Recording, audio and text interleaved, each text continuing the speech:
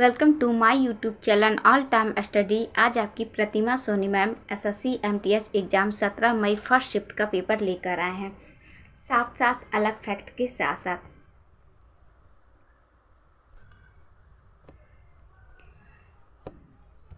हम आपको पहले ही बताए थे कि जनगणना 2011 का बहुत प्रश्न पूछा जा रहा है। जनगणना से 1 से 2 हर शिफ्ट में प्रश्न पूछा जा रहा, कहीं कहीं तो रिपीट भी हो जा रहा है। तो बच्चा जनगणना से आप बोलिए तो हम एक अलग से वीडियो बना के हम डाल देते, जनगणना से आप देख लीजिए, न तो किसी का वीडियो देख कर जाइए। 2011 जनगणना के अनुसार सबसे अधिक जनसंख्या घनत्व वाली राज्य थी। क्या पूछा जा रहा है? 2011 की जनगणना के अनुसार सबसे अधिक घनत्व पूछा जा रहा है। तो सबसे ज़्यादा अधिक घनत्व कौन सा राज्य में था? बिहार राज्य के था। अब बिहार राज्य के बारे में और थोड़ा जान लीजिए। 2011 जनगणना के अनुसार बिहार राज्य जनसंख्या घनत्व 1106 व्यक्ति प्रति वर्ग किलोमीटर, जो उसे जनसंख्या घनत्व की दृष्टि से नंबर 1 पर बनाता है। क्या बनाता है? नंबर 1 पे। अगर आपसे पूछ लेता कितने व्यक्ति पर किलोमीटर, तब आप बताते 1106।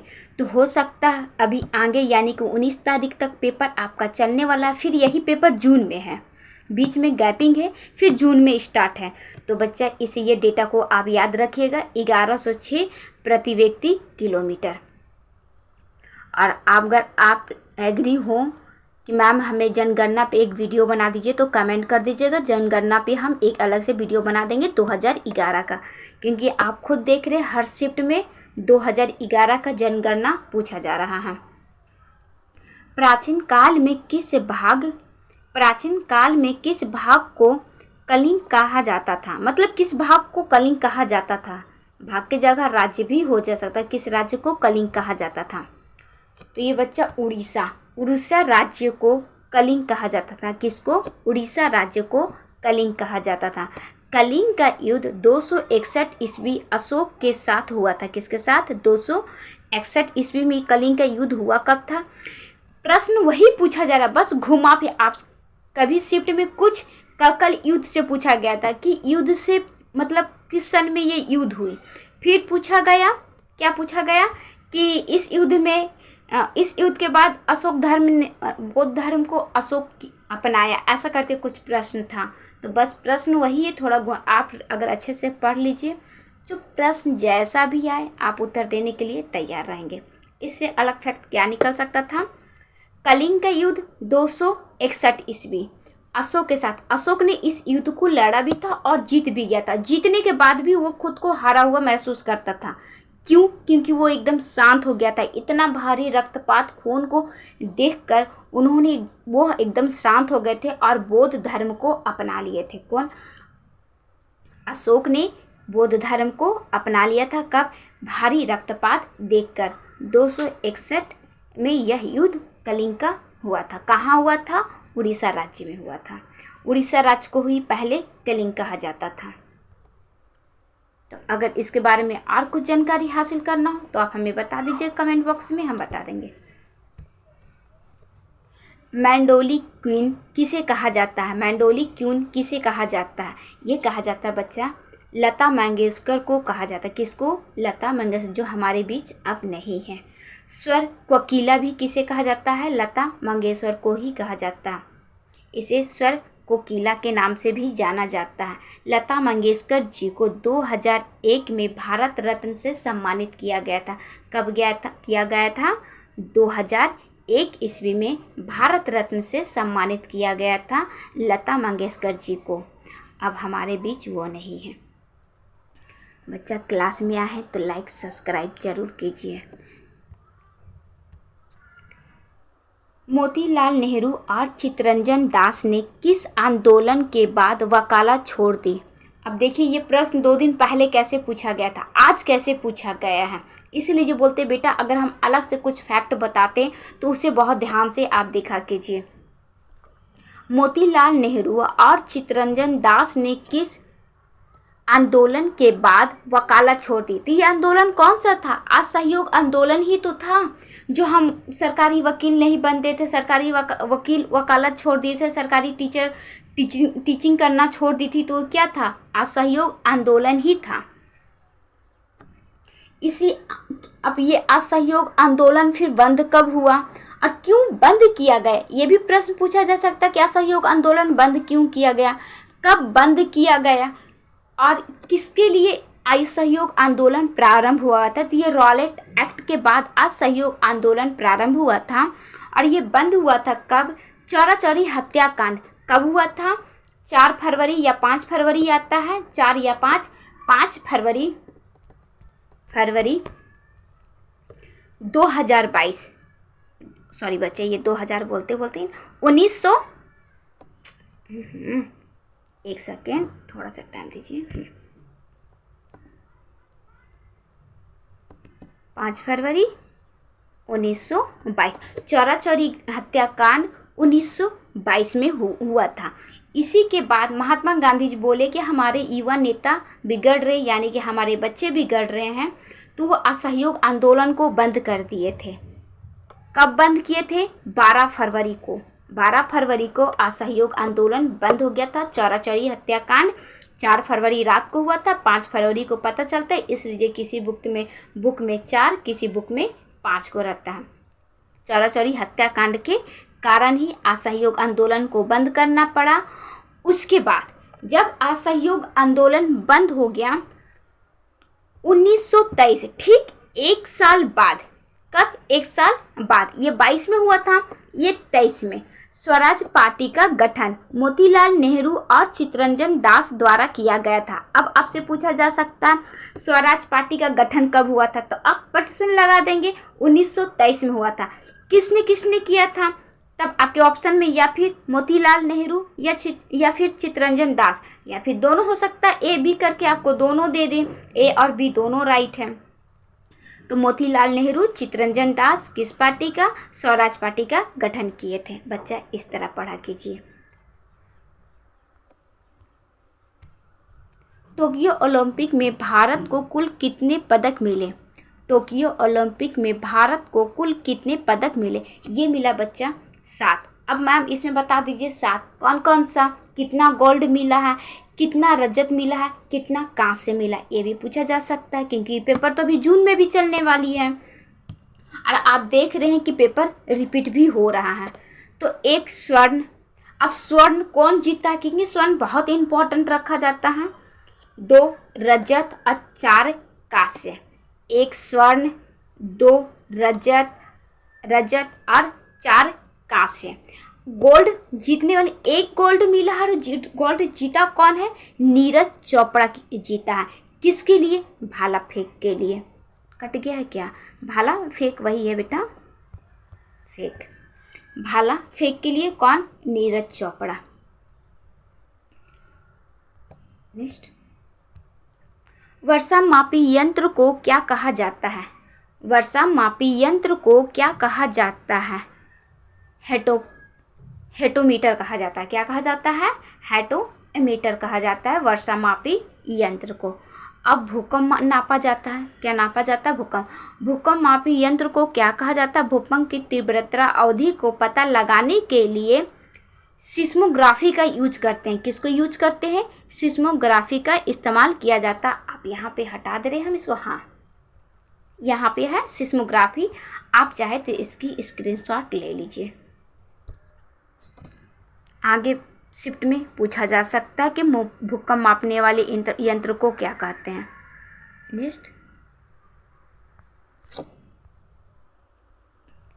प्रतिवर्ष भारत में इंजीनियरिंग दिवस किसके जन्मदिन में मनाया जाता है?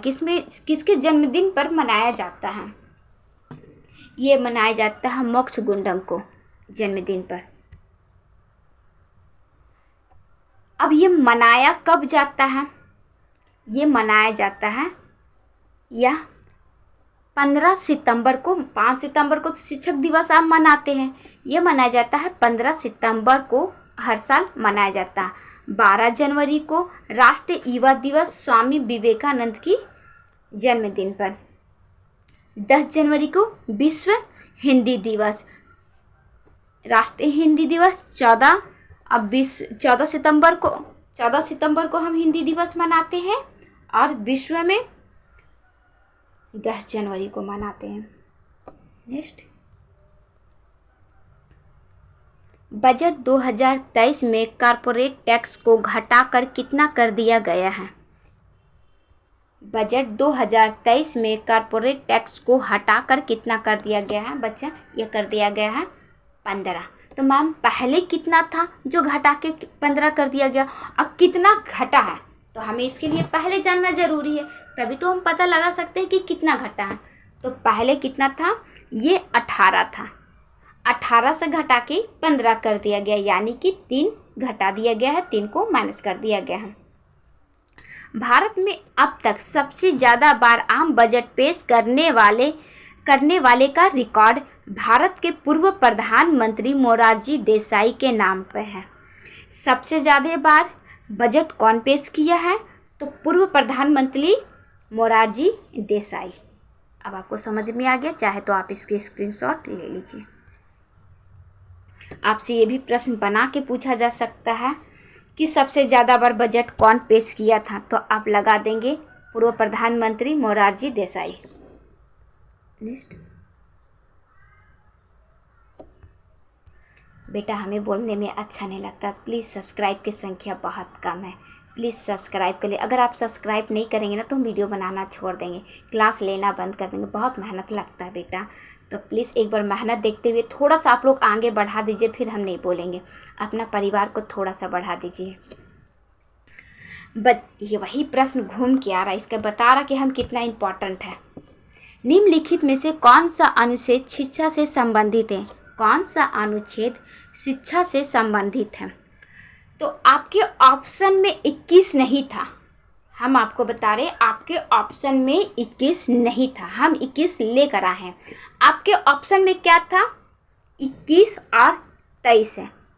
अब 23 और 24 हम शोषण से संबंधित मनाते हैं, तो 21 का ए, इसी का भी 21 और इसके बीच में तो 22 भी तो है ना, तो इसके ऑप्शन था। उसके बाद 23, 24, 25, 26, 25 से 28 तक धर्म की स्वतंत्रता है।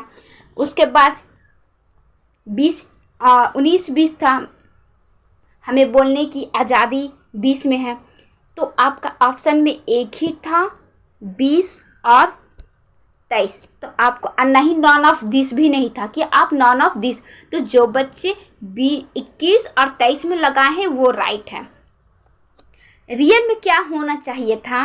होना चाहिए था अनुच्छेद 21 का ए। क्या होना चाहिए था? 21 का 1। 18 में आपका क्या है? उपाधियों का अंत है। 17 में छुआछूत है। तो 21 का ए में आपका क्या है? शिक्षा से संबंधित है। अब ये क्या है थोड़ा पढ़ लीजिए। यह अनुच्छेद 6 से 14 वर्ष के बच्चों को मुफ्त और अनिवार्य शिक्षा देना था। कितने साल का? 6 से 14 साल के बच्चे को अनिवार्य और मुफ्त शिक्षा के लिए था, अनुच्छेद 21 का ए। अब इसे अनिवार्य किया कब गया? कौन सा संशोधन में किया गया? 86वें संविधान संशोधन 2002 में जोड़ा गया था। कब जोड़ा गया था? 2002 में जोड़ा गया था। 2002 ईस्वी में इसे जोड़ा गया था, 46वें संविधान संशोधन।